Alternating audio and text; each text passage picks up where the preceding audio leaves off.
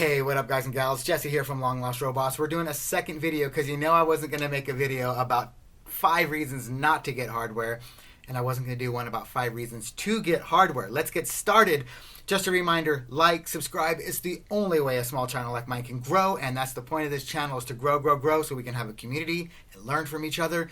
2, if you want to check out my productions and this type of music that I make, or at least that I'm making now, because not all my music is uploaded, go anywhere you want.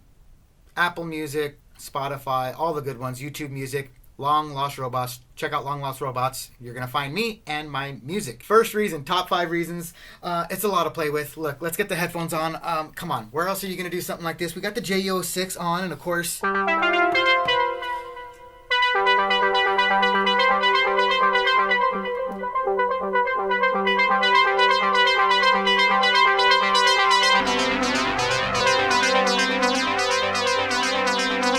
Come on, guys.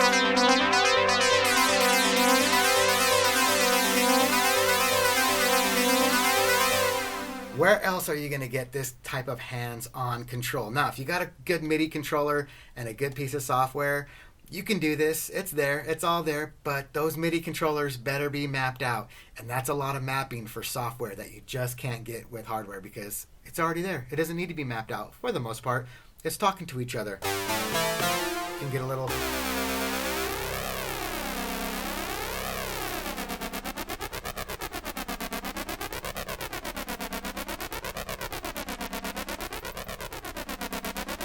Come on now.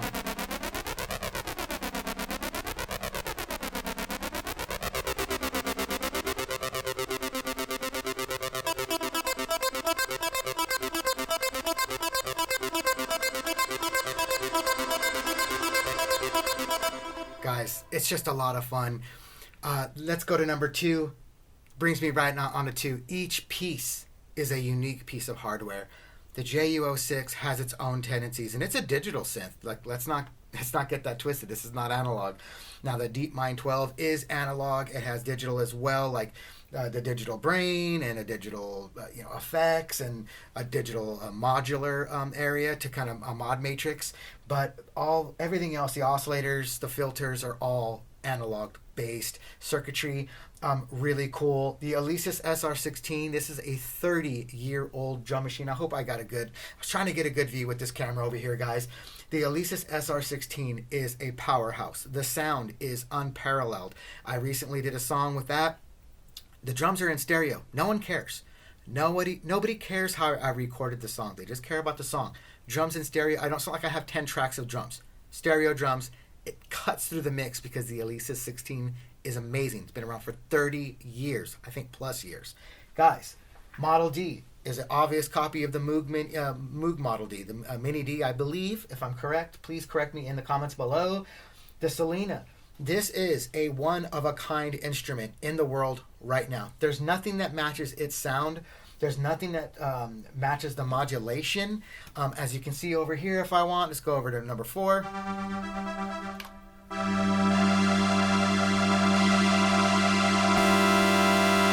Without the modulation. Now listen to the Selena just by itself.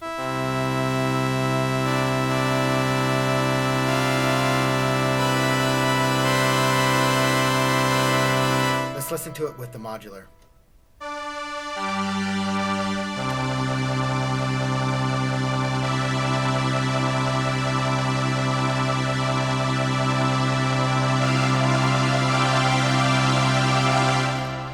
The thing about like the Selena is that you can add as many voices as you want. It's stupid crazy. This thing can handle as many voices. It's just extremely crazy. It's one of a kind. Now, synth software can be one of a kind, but it doesn't have the tactile feel that this has. I can go ahead and just change a little bit of the bass, how much bass I want, the sustain length.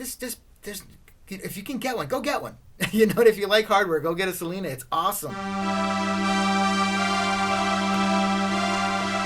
Just amazing. So guys, each piece that you buy is going to add not only a unique sound, but it will make your sound. Okay, it will make you complete on what kind of sound that you're using, as in each one is an instrument. It's like, how many different strats can you have? Well, they're all different, okay? So each one is unique to itself, it's going to add, to who you are as an artist. 3, workflow and songwriting, that goes along with your sound. First off, look how quickly I can control whatever I want. I can go into the Model D Mine 12, or excuse me, the Behringer Model D, and look, it's just ready to go. Everything's here. You know what I mean?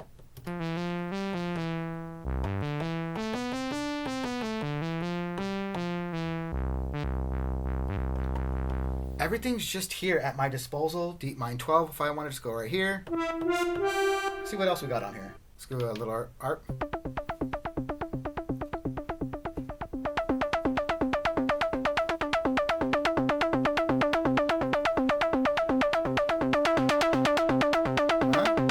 Add a little reverb.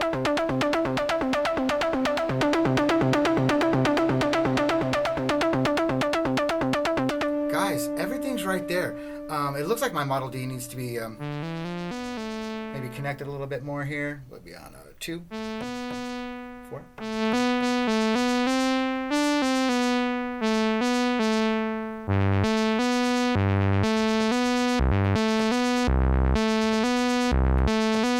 Oh, that's because I have it connected to the Zoom. Let's check this out. One cool thing that you can do, and this is going to be a little special bonus, is Model D's right over here. Let's go into the lore. Let's go out of the lore. I'm going to connect this into the, go out of the lore. I got a little pedal here. So lore, it is from Walrus Audio. It's pretty darn cool.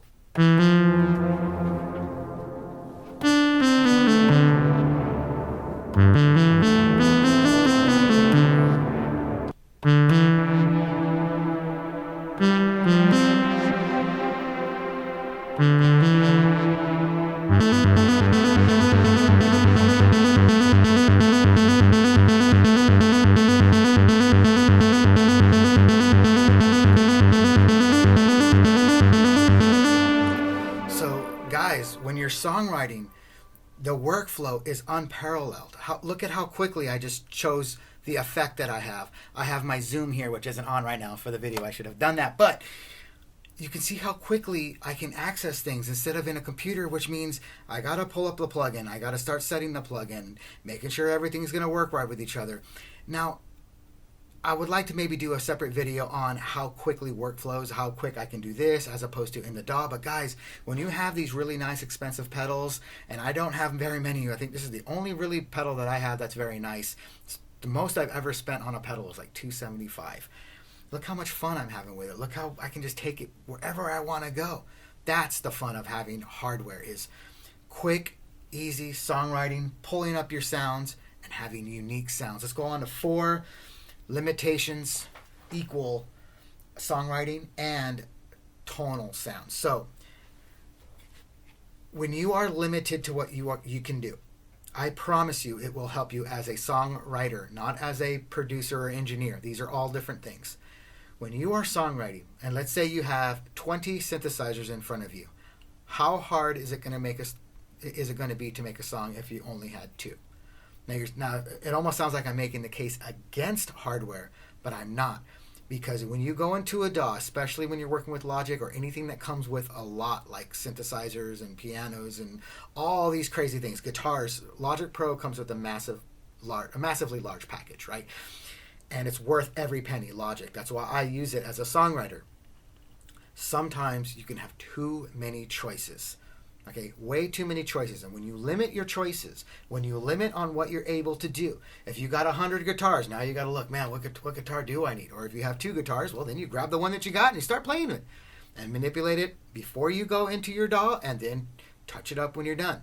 Everything should be recorded at its best, at its peak. Don't fix it afterwards. So, limitations, unique sound, your instruments become your unique sound. Just don't sound like everybody else. Number 5, you get to keep it as long as possible. So software may not work in the future. And you can say the same thing for hardware. But my friends, the Alesis SR16, it ain't going anywhere. It's been around for 30 years. I had one for many years. I gave it to a friend. I totally regretted it. Let's take these off. I totally regretted it. These things work forever. Now, can you have some problems with maybe some of the circuitry after 10, 15 years with one of these pieces of hardware? Yeah, it's possible. But you can get a Model D for like $280 now. It's stupid. It's ridiculous. You can get the Behringer Model D for very, very, very cheap. Okay?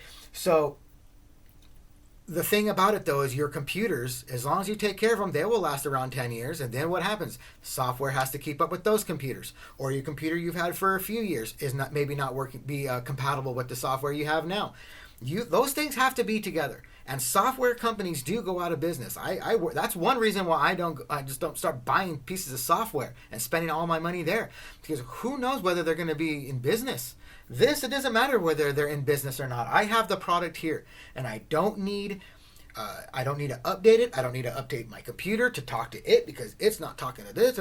There's always downsides to whether you have communication issues with hardware or communication issues with software. They can all pose a problem, and they just may not work properly if your computer slows down or whatever it might be. So just keep that in mind. It's like, look, I have a spring reverb right here. What's going to happen to it unless I start dropping it and breaking it? Now, first of all, no piece of software is going to sound like this real spring reverb. There's a real spring in there. It's pretty damn cool. Secondly, it's fine. It's not going anywhere. The Selena's right here. It's not going anywhere. Things aren't just going to start breaking on it. Now, it's possible. The JU06A, where's this thing going? It's digital. It's got some faders and stuff on it. Where's it going? It's not going anywhere. That thing's bad. I would take that on stage all day long. I'd take the Deep Mind on stage. It's just with the size of it and everything, maybe not, and you got to use a different keyboard. But if I was like a Brandon Flowers and I'm on stage and I'm singing and I'm a lead singer and I want to throw some flair into the middle of a song, JU06 all day long with the keyboard. And you can switch them out too, the modulars. So anyways, guys, just keep in mind, you're always going to there's always ups and downs when you're dealing with hardware, right? But look, in closing, I love it. I love hardware. I love working with hardware. It is just the funnest thing you will ever have. And I believe workflow-wise, when you got your guitar in your hand and you're not touching the mouse and worried about your keyboard or latency problems and all of these things, you're just working right here. You get yourself a good controller, which the MPC one is for me. It's just a controller, to be honest. And you write your heart out, get it going, bring it to the DAW, finish it, and you move on. All right, guys, so that's it for me today. What do you think? Are you into hardware? Are you looking to stay completely away from it? Did you check out my last video? Go check it out if you need 5 reasons to not buy hardware. It's okay. That's why I made the video. I just want to steer people in the right direction and make sure their hard-earned money is used in the right place. Anyways, guys, my name is Jesse. Like, subscribe. Again, it's the only way for a small channel like this to grow, and that's what I hope to do in 2025 is grow. And we can build a community together and help each other write music, because that's exactly really what this channel is about. Not the gear, not all that, but writing music. Anyways, guys, I hope you are making some beautiful music. Take care.